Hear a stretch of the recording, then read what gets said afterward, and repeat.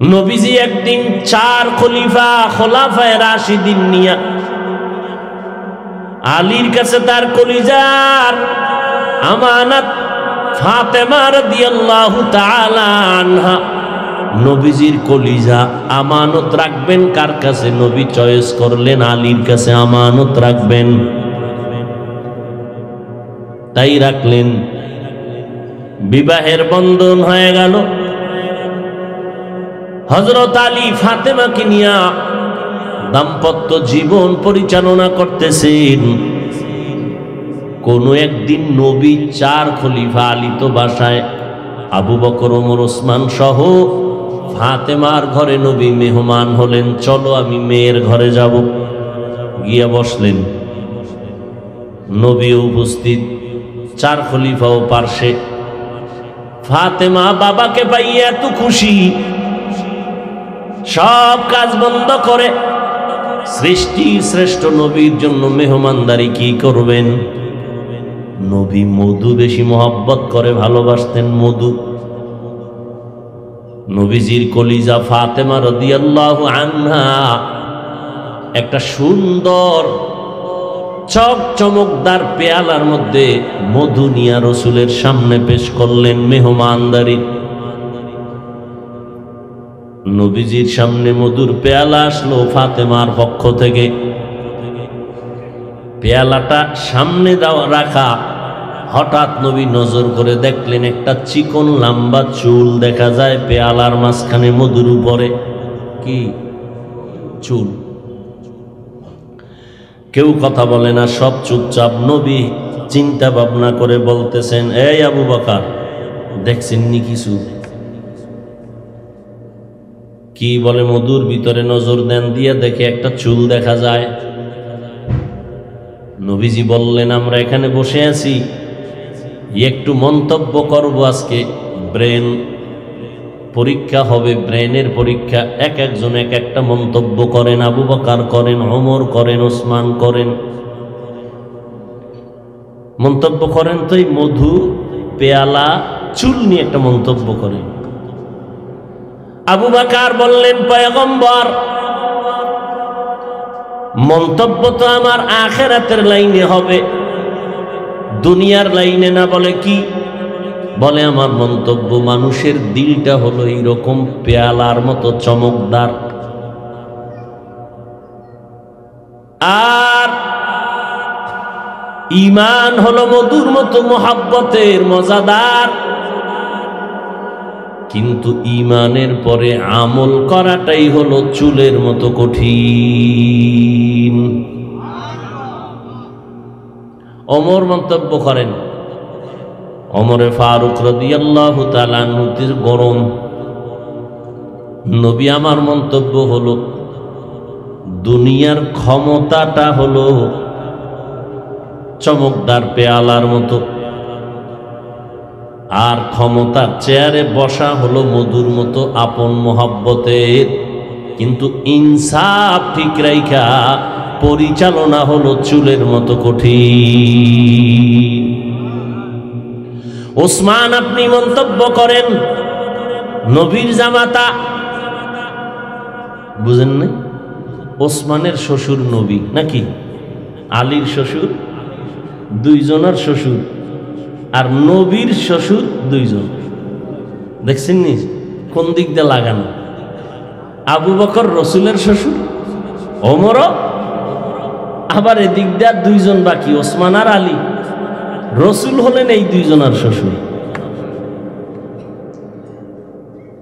ওসমান রাদিয়াল্লাহু তাআলা আনহু মন্তব্য করলেন, আল্লাহর দাওয়াই ইলমের নূর পেয়ালার মতো চমকদার। ইলমটা অন্বেষণ করা, এটা মধুর মতো মজাদার। শিখলেই মনে চায় বারবার শিখি, বারবার শিখি। কিন্তু আমল করা চুলের মতো বড় কঠিন। এরপরে কে? আলী। আলী, আপনি মন্তব্য করেন। হযরত আলী ডাক দিয়ে বলেন, ঘরের মধ্যে মেহমান আসা, এটা পেয়ালার মতো আনন্দ, চমকদার। আর মেহমানদারি করানোটা এটা হলো মধুর মতো আনন্দ মোহাব্বতে। কিন্তু মেহমানদেরকে খুশি রাখা চুলের মতো কঠিন। মেহমানকে খুশি করা চুলের মতো কি কঠিন। দুনিয়ার সব দিয়ে খাওয়াইলো, কত মেহমান আছে, এরপরও কইবে ভুল সাইডে পাইছি, আছে না নাই? অথচ নবী বলেন মেহমান ঘরে আসলে শুকর আদায় করিও। মেহমান তোমার ভাগেরটা খায় না, ওর কপালে যেটা আল্লাহ বরাদ্দ করেছে ওই রিজিকটাই তোমার থেকে নিয়ে নিছে। গর্তাওয়াক্কুল মিকুনি হার সবহশাম মিরাসানাদ রিজকে তু আজলা মাকাম জুজ ইবাদত নিস্তে মাকসুদ আজ্জাহা ফজলে উআ মস্তে দর জুমলা জাহা। চারজনার এবার মন্তব্য শেষ হয়ে গেল। নবীজির কলিজা ফাতেমা কয় আমার একটু অনুমতি দিবেন, আমি একটু মন্তব্য করতে চাই। নবীজি বললেন করো মা। ফাতেমা রাদিয়াল্লাহু আনহা মন্তব্য করলেন আমি একজন নারী, অতএব নারীদের জন্য কিছু মন্তব্য করি। দুনিয়াতে নারীদের লজ্জা হলো চমকদার পেয়ালার মতো চেহারাটাকে ঢেকে রাখা, পর্দা রক্ষা করা, বোরকা পরা, এটা হলো মধুর মতো আপন।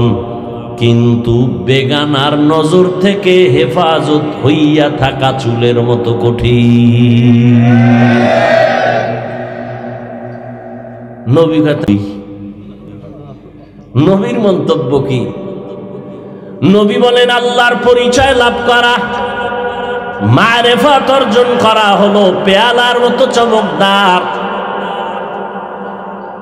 মারেফতের পথ, আর এই মারেফত অর্জন করা, আল্লাহর পরিচয়ে লাভের জন্য চেষ্টা করা, এটা হলো মধুর মতো মহব্বতে।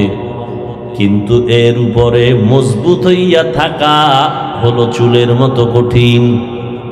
মানুষগুলো নামাজের দিকে আকৃষ্ট না, রোজার দিকে আকৃষ্ট না। মানুষ ফরজ হুকুম, নামাজ, রোজা, যাকাত, মা বাবার খেদমত, পর্দা, এ নিয়ে কোনো চিন্তাই নাই। মানুষগুলো নামাজ পড়তেছে না, সুদের সাথে জড়িত, এ নিয়ে কোনো বয়ান নাই।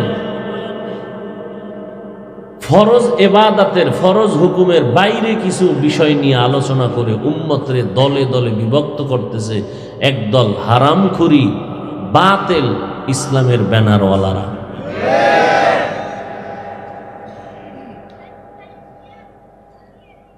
এই দেশে পীরের নামে কত ভণ্ডামি চলে, এদের ব্যাপারে কোনো মন্তব্য নাই।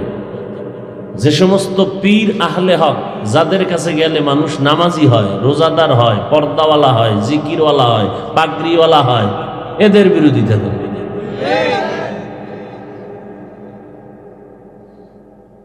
এগো মাঠে ময়দানে নামার উদ্দেশ্যই হলো আখেরাত না, দুনিয়ার স্বার্থ উদ্ধার।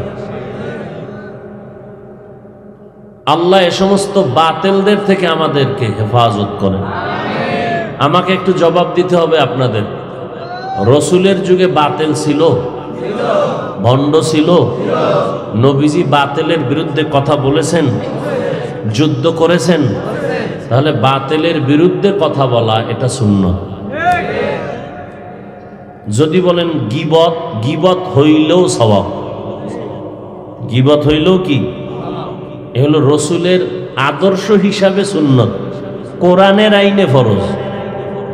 বাতিলের বিরুদ্ধে কথা বলা কোরআনের আইনে ফরজ।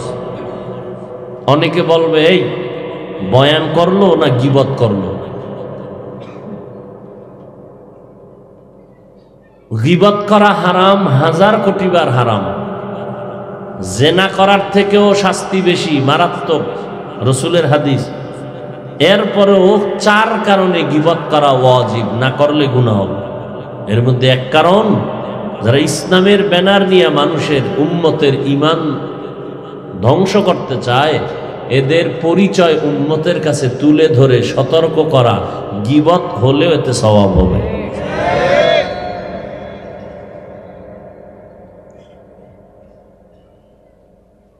হেদায়েতের মালিক কে? আল্লাহ কয়জন? আল্লাহ যে এক, কোন দিক থেকে এক? বুঝে শুনে বলেন। সব দিক থেকে। কেমন এক? কুল হুয়াল্লাহু আহাদ। ওয়াহিদ শব্দের অর্থ এক, আহাদুন শব্দের অর্থ এক। আল্লাহ হলেন আহাদুনের এক, ওয়াহিদুনের এক না। বলে তার মানে ওয়াহিদ এমন এক যার পরে দুই আছে, আর আহাদ এমন এক যার পরে কি নেই?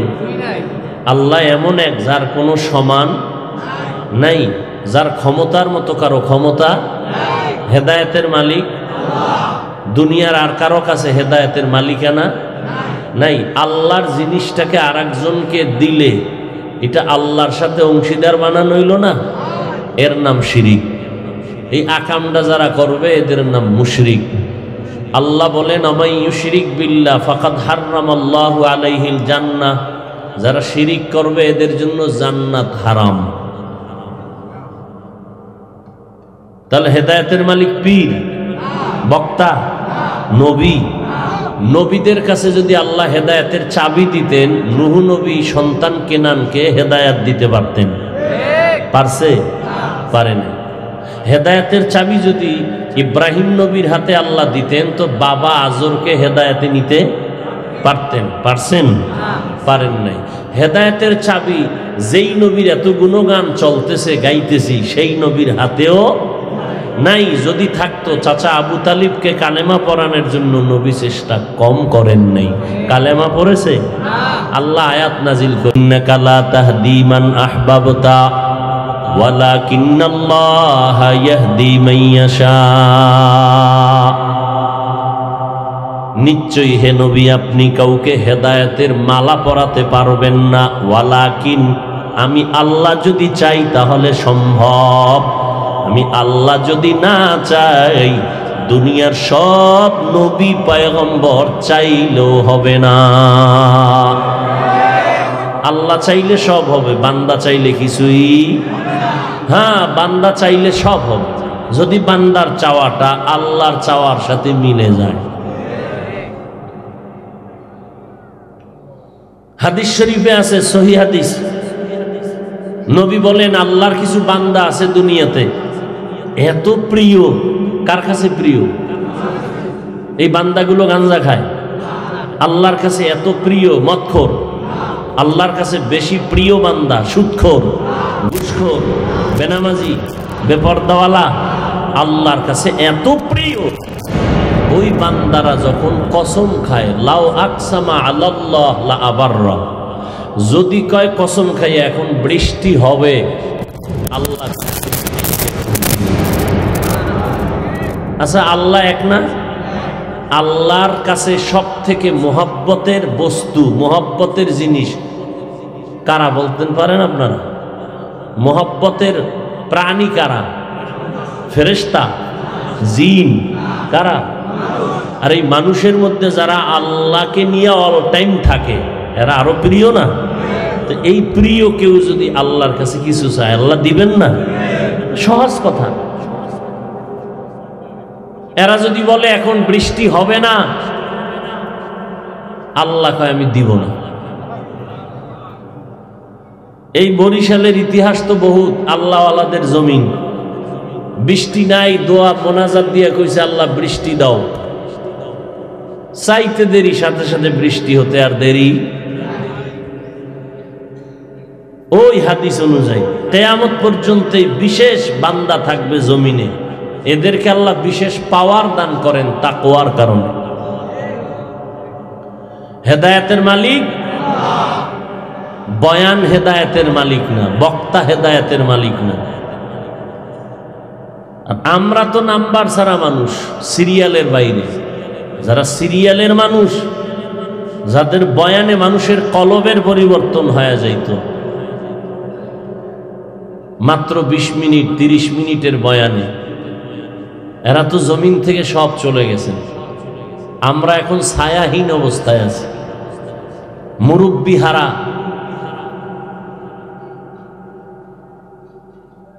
যাদের চেহারা দেখলে মানুষের কলবের পরিবর্তন হয়, যাদের নজর লাগলে কলবের পরিবর্তন হয়, এরা দিন দিন বিদায় হয়ে যাইতেছেন। তারা আধা ঘন্টায় বয়ানে যেই ফায়দা উম্মতের করছেন, আমরা 12 মাস চিল্লেও সে ফায়দা করতে পারি না। কেমনে করি? ওয়াজ করতে আসছি, পুরা রাস্তায় বাসার থেকে বেরোইয়া স্টেজে ওঠার আগ পর্যন্ত মোবাইল, মোনাজাতটা দিয়ে আবার গাড়িতে আবার মোবাইল। এই যদি হয় আমি বক্তার হালাত, উম্মতের কি হবে? আল্লাহ হেদায়াত দান করুন। ওয়ামা আরসালনাকা ইল্লা রাহমাতাল লিল আলামিন। রবিউল আউয়ালের কোন এক বছর নবী জমিনে আসলেন, আবার রবিউল আউয়ালের কোন এক বছর নবী বিদায় নিলেন। কিন্তু রবিউল আউয়ালে আসা নিয়েও ঐতিহাসিকদের মধ্যে মতবিরোধ আছে। কেউ বলে নবী রমাজানে আসছেন, এরকমও বর্ণনা আছে।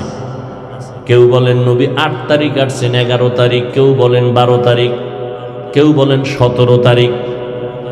বিভিন্ন ওই সমস্ত কথা আমি বলবো না। আমি যেটা বলতে চাই, রবিউল আউয়ালে নবী আসলেন, নবী বিদায় নিয়ে চলে গেলেন। বুঝে থাকলে বলেন মাঝখানে সময় কাটলো কতদিন? বলেন। আশাটাকে বলা হয় মিলাদুন নবী, বিদায় হয়ে যাওয়াটাকে বলে ওয়াফাতুন নবী, পুরা জীবনীটাকে বলা হয় সিরাতুন নবী। সিরাতুন নবীর আরেক নাম উম্মতের কাছে পরিচিত দাওয়াতুন নবী। বিতর্ক বন্ধ, ভালো করে মনে রাখবেন। সিরাতুন নবী, মিলাদুন নবী, ওয়াফাতুন নবী, দাওয়াতুন নবী, যে শব্দগুলো বললাম এগুলো সব একমাত্র কেবলমাত্র শুধুমাত্র আমার নবী রহমাতুল লিল আলামিনের শানের শব্দ। এই শব্দ নিয়ে যারা আঁকা বাঁকা কথা বলবে, ওদের কলবটা আঁকা বাঁকা হয়ে যাবে, ওদের ঈমান আঁকা বাঁকা হয়ে যাবে। খবরদার, কেউ বলে মিলাদুন নবী কায়েম করো, সিরাতুন নবী লাথি মারো। দেখছেন নি কারবার? লাথি মারলো কই, লাগলো কই? সিরাতুন নবী অর্থ আমাদের সুপরিচিত নবীজির জীবন আদর্শ। মিলাদুন নবী অর্থ আমাদের সুপরিচিত নবীজির জন্ম মোবারক। ওয়াফাতুন নবী অর্থ আমাদের সুপরিচিত নবীজির ইন্তেকাল। নবীর ইন্তেকাল হইছে না? নবীজির জানাজা হইছে না? এই একদল আবেগলা আছে আমাদের দেশে, নবী মরেই নেই, জিন্দা ব্যক্তির জানাজা হইছে। কি আজীব! আল্লাহ কোরআনে বলেন ইন্নাকা মাইয়িতুন ওয়া ইন্নাহুম মাইয়িতুন। হে রাসূল, আপনি মাইয়িত। মাইয়িত কারে কয়? জিন্দা কাউরে কয়? এই কথাটাও বুঝে না। নবী মরে না, গান বানায় আবার ছন্দ বানায়। ওয়াহাবিরা বলে নবী মরিয়া গেছে। মরে নাই, মরে নাই, নবী জিন্দা হয়েছে। এ গান বানায় বাস, মানে ছন্দ একটা মিলাইতে পারলি হইল। সব ধান্দাবাজির পিছনে দুর্বলতা, জাহান্নামের ভয় নাই। আল্লাহ হেদায়াত দান করুন। নবীজির মোহাব্বতে টুপি পরছি, কোনো পীরের অর্ডারে না।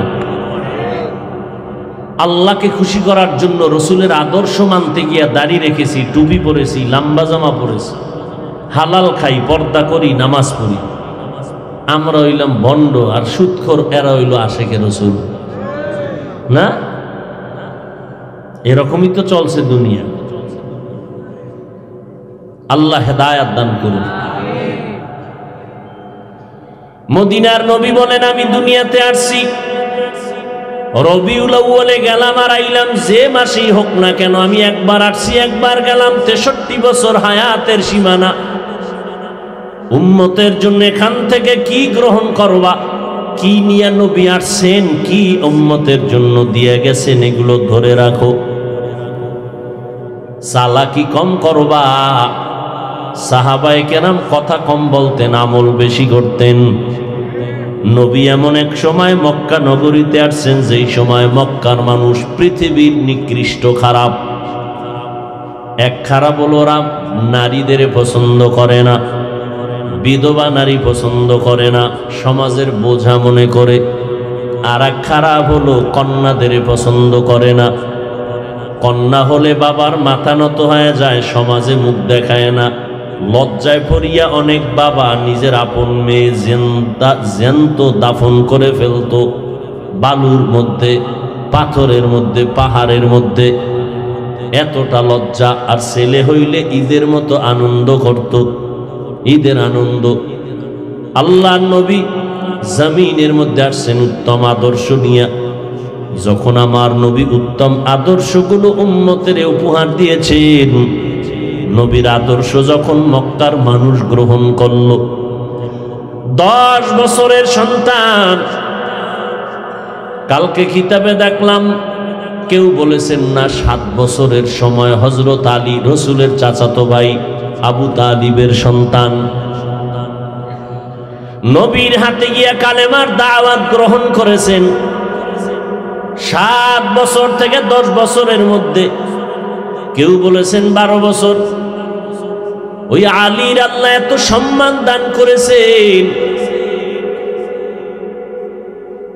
একদিন আবু তালিব রাস্তা দিয়ে হেঁটে যায়, দেখে মুহাম্মদ আর তার সন্তান আলী একসাথে দাঁড়ায় এক সিফার মধ্যে নামাজ পড়ে, রুকু করে সেজদা দেয়। আবু তালিব তো ইসলাম কবুল করে নাই।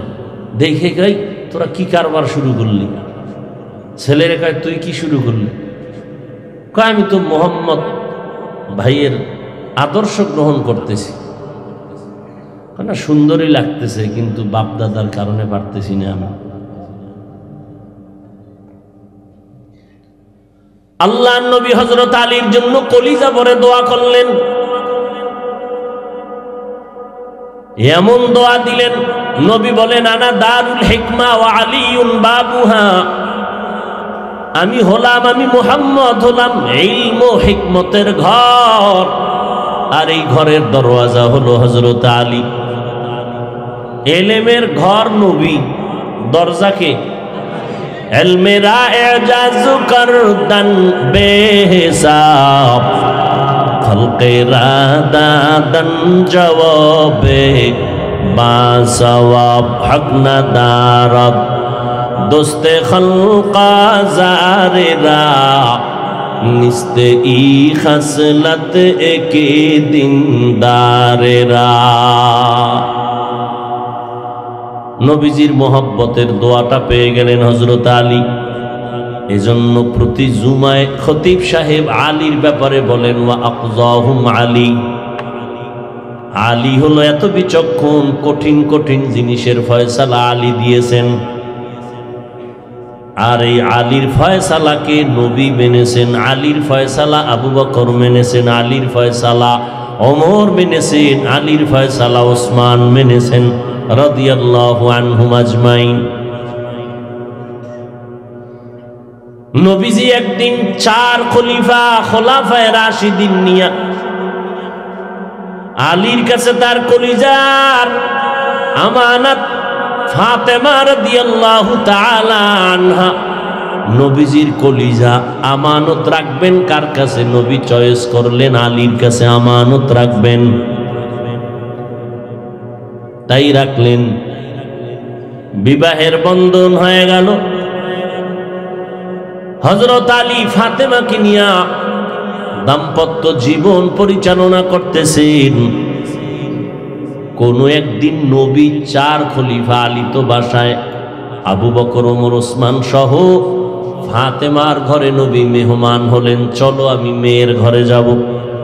গিয়া বসলেন, নবী উপস্থিত, 4 খলিফাও পার্শ্বে। ফাতেমা বাবাকে পাইয়া এত খুশি,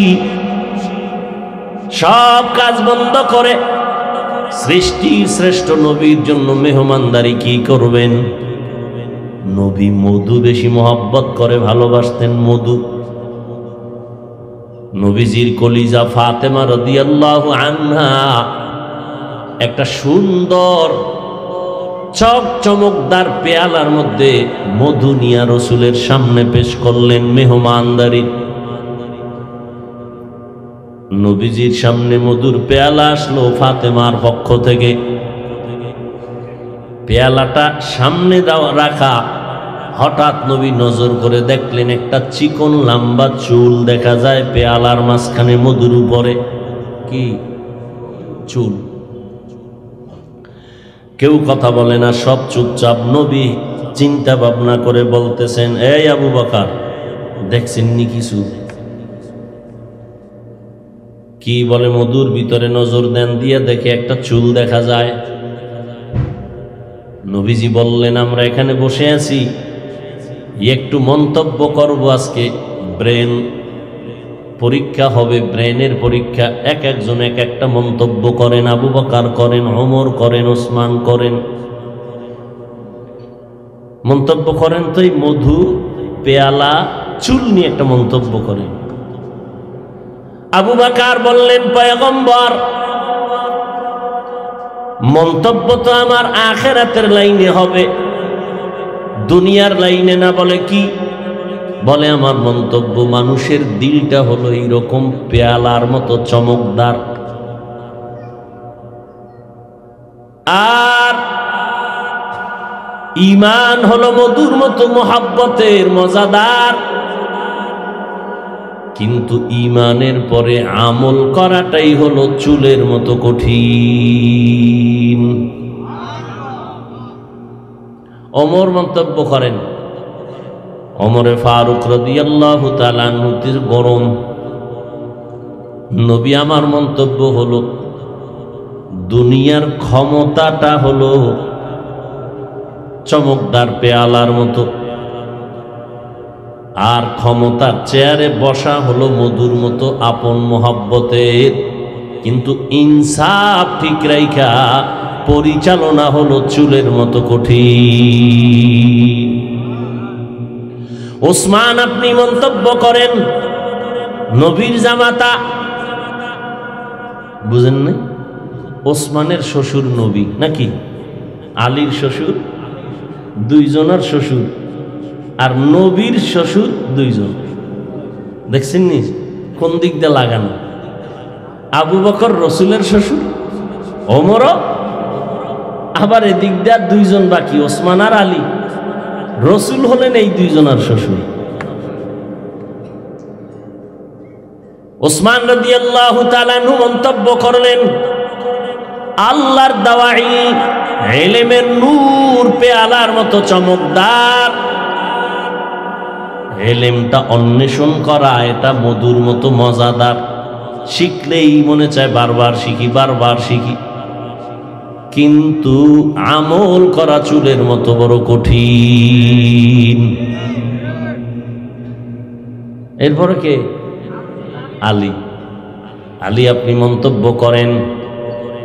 হযরত আলী ডাক দিয়ে বলেন, ঘরের মধ্যে মেহমান আসা, এটা পেয়ালার মতো আনন্দ চমকদার,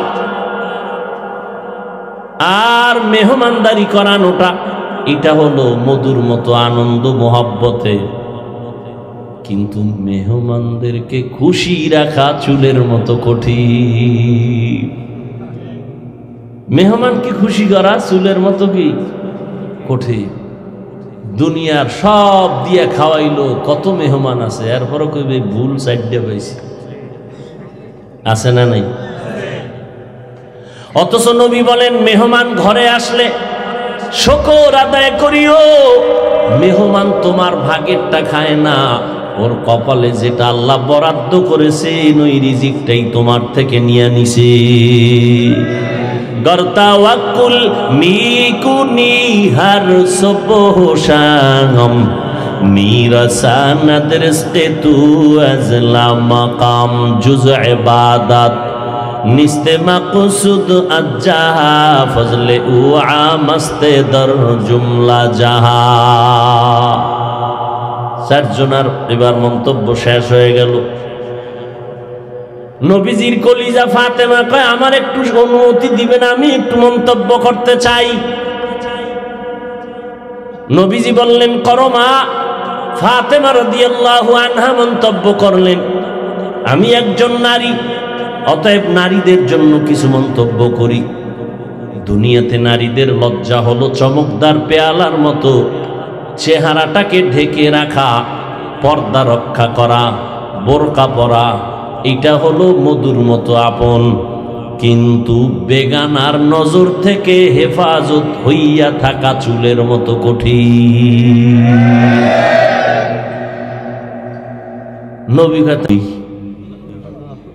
নবীর মন্তব্য কি? নবী বলেন আল্লাহর পরিচয় লাভ করা, মারেফত অর্জন করা হলো পেয়ালার মতো চমকদার। মারেফতের পথ, আর এই মারেফত অর্জন করা, আল্লাহর পরিচয়ে লাভের জন্য চেষ্টা করা, এটা হলো মধুর মতো মহব্বতে।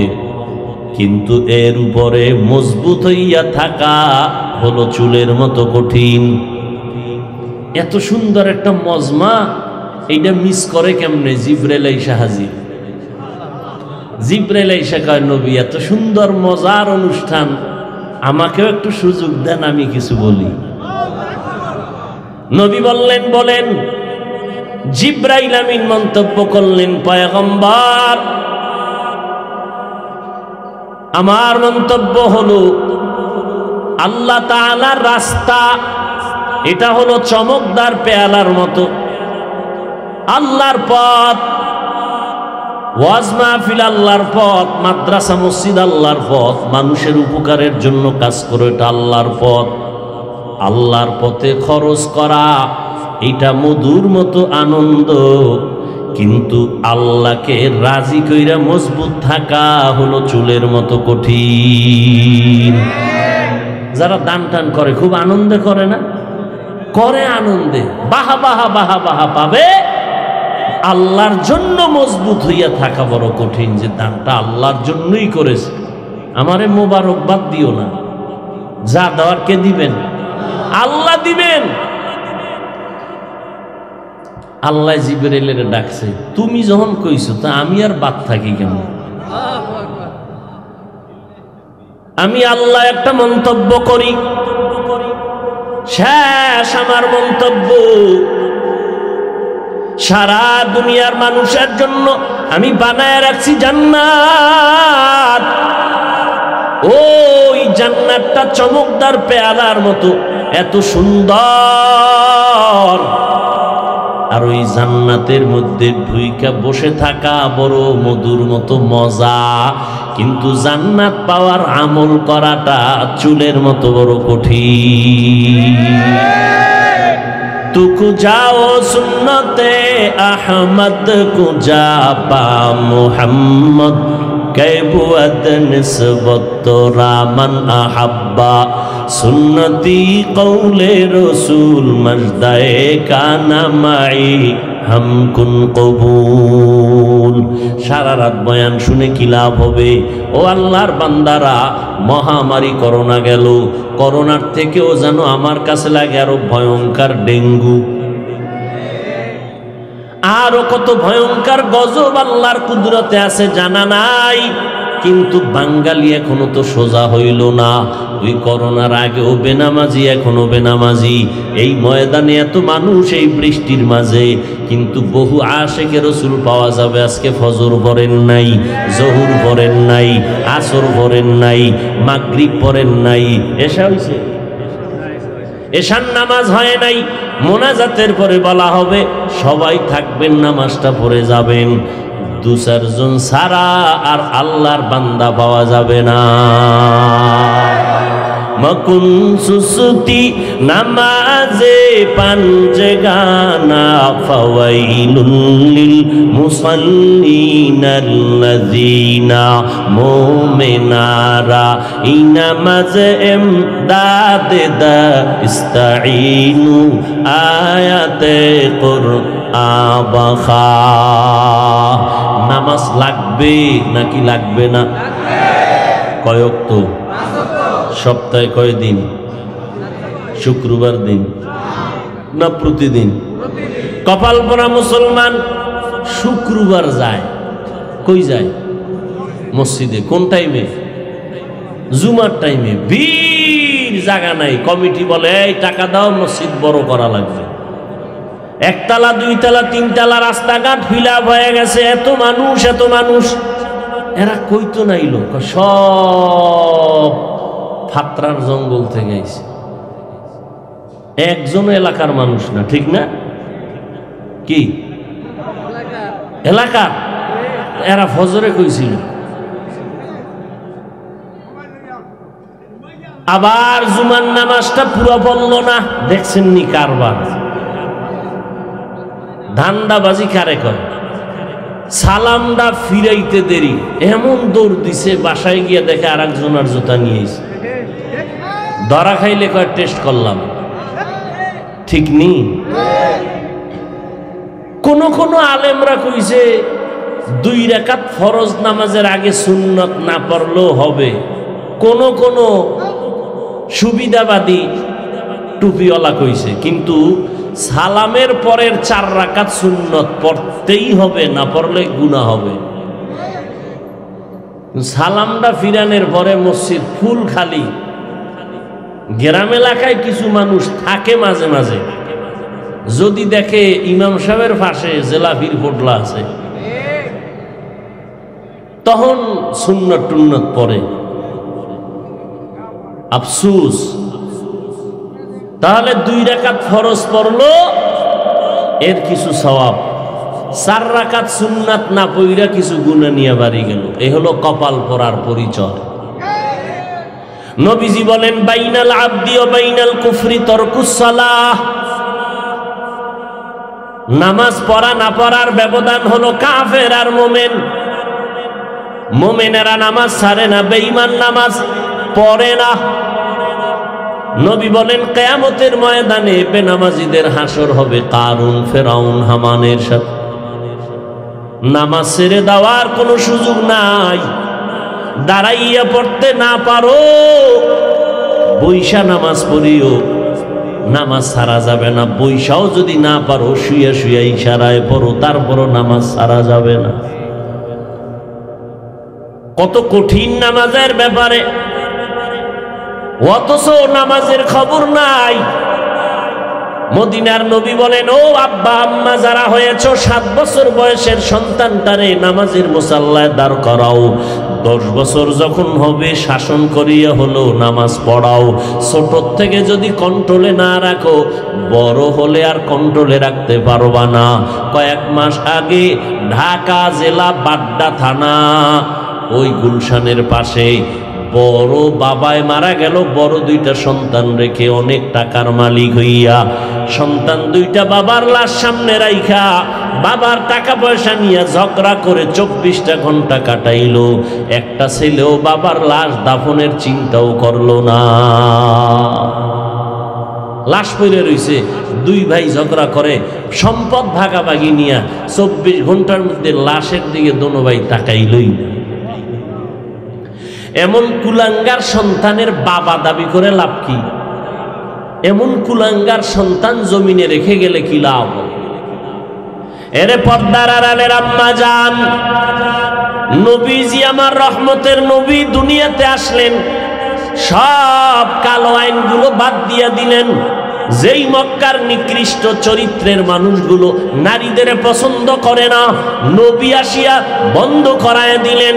এমন একটা প্রেসক্রিপশন বানায় দিলেন, কিয়ামত পর্যন্ত সারা দুনিয়ার ভেতরে নারীদের মর্যাদা বাড়ায় দিলেন আমার আল্লাহ নবীর মাধ্যমে।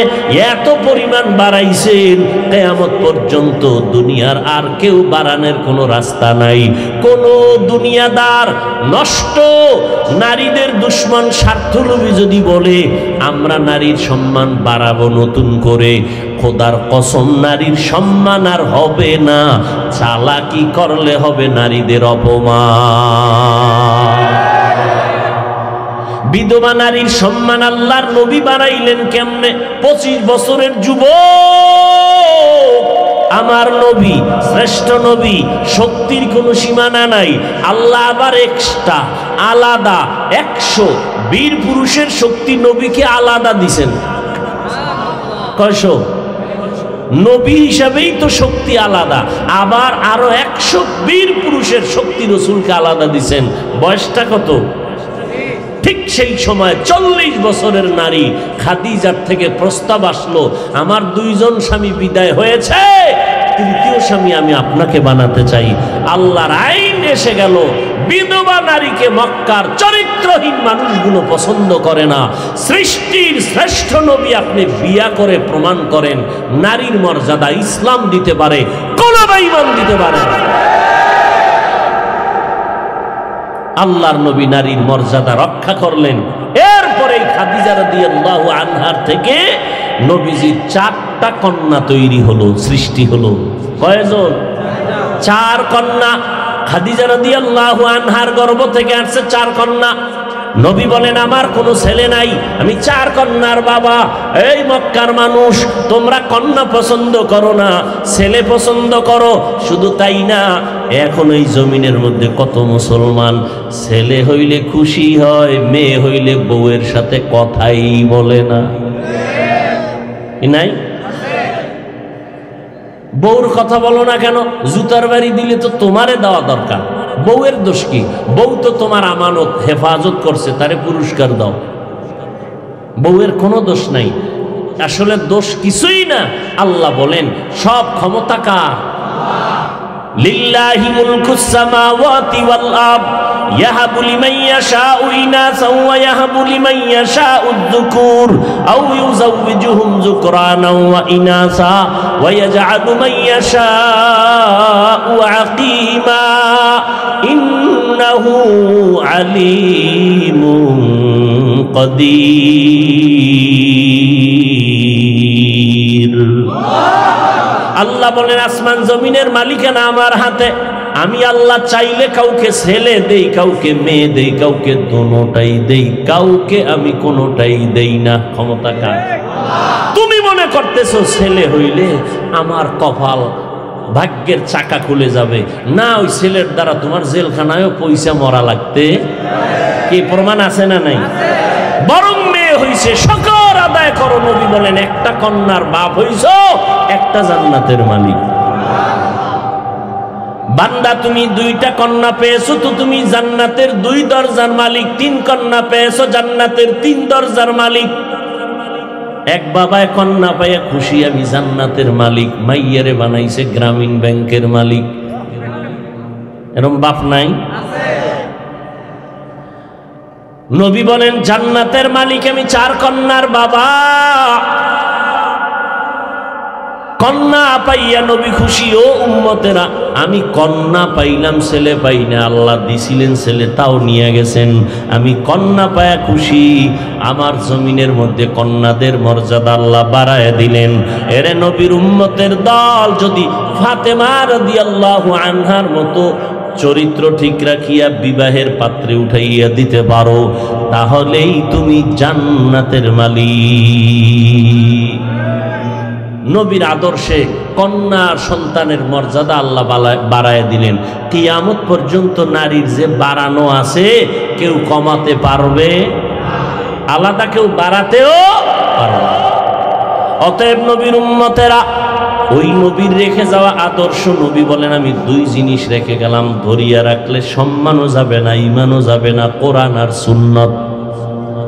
আমরা যারা টুপি পরি, নামাজ পড়ি, দাড়ি রাখলাম, হালাল খাই, পর্দা করি, আমরা কি অসম্মানে আছি? বলেন। তার মানে আমি আপনাদের বলি না ব্যবসা চাকরি বাদ দিয়া আমগো মতো হুজুর হয়ে যান না। স্কুল কলেজ ছেড়ে সব মাদ্রাসায় আছেন, ভুলেও আসবেন না। এই যুবক, আজীবন স্কুলে পড়বি, কলেজে পড়বি, দোয়া লাগলে নিবি, তাবিজ লাগলে নিবি, চরিত্রটা ভালো রাখবি, 5 বেলার নামাজ পড়বি, জান্নাত রেডি। হুজুর হওয়ার দরকার নাই, মদিনার আশেক হও, সুন্নতের আমলওয়ালা হও। 5 ওয়াক্ত নামাজ পড়ো, মা বাবার দোয়া নিয়ে চলো, ওলামায়ে কেরামের পরামর্শ নিয়ে আমল করো। তোমার মতো যুবক স্কুল কলেজে পড়ে 5 বেলার নামাজি নাই, তোমার সমস্যা কি? তোমার মতো বান্দা জীবনে মাদ্রাসায় পড়ে নাই, জেনারেল লাইনে পড়িয়া চাকরি করে, 5 ওয়াক্ত নামাজি, ব্যবসা করে, নামাজ পড়ে, হালাল খায়, হারাম খায় না, পর্দার আড়ালের আম্মা জানেরা, বোনেরা, আপনার মতো কত মা 5 বেলার নামাজ পড়ে স্বামীর খেদমত করে সন্তানকে আদর্শওয়ালা বানাইয়া চেষ্টা করতেছে, বেপর্দায় চলে না। ও ভিন্ন মা, আপনারা কেন পারবেন না? ও বোনেরা, আপনার মতো কত বোন স্কুল কলেজে পড়ে নামাজ পড়ে কোনোদিন কারোর সাথে বাজে কথা বলে না, মোবাইলে সময় নষ্ট করে না, আপনি কেন পারবেন না রে বোন? এখন থেকে তওবা করার দরজা খোলা, আল্লাহ তওবার দরজা খুলে ডাকতেছেন। ভালো করে মনে রাখবেন, কখন কার দোয়া কবুল হয় এটা তো বলা যায় না, তবে কিছু সময় আছে দোয়া কবুলের সময়। আজান একামতের মাঝখানের সময় দোয়া কবুলের সময়। বৃষ্টি যখন পড়ে তখন দোয়া কবুল হয়। ও বান্দা, সূর্য যখন ডুববে তখন দোয়া কবুল হয়। মাগরিবের আগ মুহূর্ত, আসরের পরে দোয়া কবুল হয়। জুমার দিন 2 খুতবার মাঝখানে দোয়া কবুল হয়। আল্লাহর কাছে অন্তর ভরে দোয়া করো। আমার নবী দোয়া করছেন, আমার সমস্ত নবীরা সন্তানের জন্য দোয়া করছেন। হুজুর গোদারে দোয়া চাইলেন 1000 বার। নিজে বাপ হইয়া মা হইয়া সন্তানের জন্য হেদায়েতের দোয়া করছেন কয়বার? আপনি দোয়া করবেন কি? আপনি তো হারাম খাইতেছেন, সন্তানটাকেও নষ্ট বানাইতেছেন। কি দোয়া করবেন আপনি? আপনার দোয়া কবুলের কোনো গ্যারান্টি তো নাই। অথচ মা বাপ দোয়া করলে সন্তান আল্লাহর ওলি হয়ে যাইতো। আল্লাহ আমাদের সবাইকে রসুলের তরিকার উপরে মজবুত হয়ে চলার তৌফিক দান করেন। 5 ওয়াক্ত নামাজ লাগবে তো ইনশাআল্লাহ। যুবক তওবা করে নাও, মনেরে প্রশ্ন করো, আমার মতো যুবক মাদ্রাসায় না পড়িয়া জেনারেল লাইনে থাকিয়া যদি 5 বেলার নামাজ পড়ে আমি কেন পারবো না? এ যুবক, দুনিয়াতে কয়দিন আর বাঁচবা? আগামী বছর বেঁচে থাকার গ্যারান্টি আসেনি। ভালো মানুষ, কোনো রোগ নাই, বুকে ব্যথা, হঠাৎ শেষ। বলে কি হইল? কয় স্ট্রোক করলো, শেষ।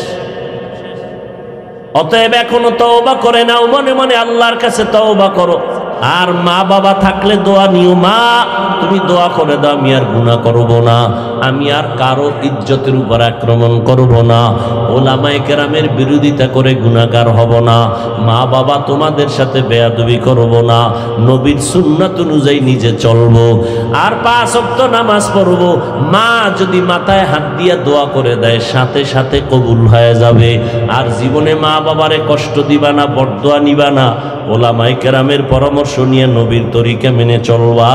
আল্লাহ আমাদের সবাইকে তওবার উপরে মজবুত হইয়া নবীজির আদর্শ জীবনে বাস্তবায়ন করার তৌফিক দান করেন। আমিন।